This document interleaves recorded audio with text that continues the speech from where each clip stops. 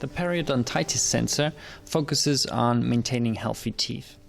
Similar to the rheumatoid arthritis, the joint sensor, periodontitis is caused by a too aggressive immune system. Now, the normal process in your mouth is as follows. Bacteria migrate into your gums where they're not supposed to be. So the immune system recognizes them and starts to fight them and keeps an infection at bay. This is the normal process. However, in certain people, they have genetic variations that make the response of the immune system not moderate as it should be, but much too aggressive.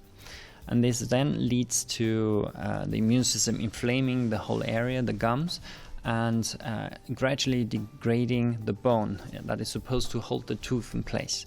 So with progressive disease, the bone is broken down more and more, and the teeth start to become loose, and eventually they can also fall out. So this is the normal process. So it's a too aggressive immune system that causes these problems. Now, in the introduction, you can read up on the disease, how common it is, and so on. If you click on Summary of Effects, you're going to find out your own genetic risk.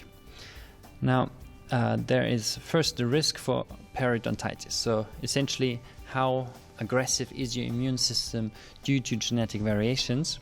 And then there is also a probability of titanium implant loss. In case you ever lose a tooth, or in case you already have lost a tooth, there is the possibility to have a titanium implant in the position of the tooth. So it's a titanium screw that is inserted into the bone, where you can then have an artificial tooth attached to it.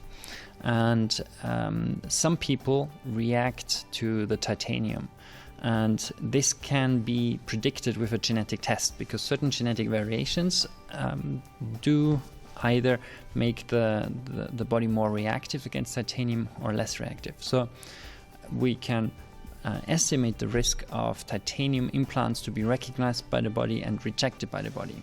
And if this is the case, it would be recommended to use alternative materials such as ceramic rather than using titanium. So in this case, the risk of titanium implant loss would be quite high. It can be up to 60% likelihood. And so we would not recommend to use titanium in case an implant is required. And then if we go to prevention, you will get a lot of information of what is important for you, what personal recommendations are applied to you for oral hygiene, and also the recommendations of maybe not using titanium as an implant material.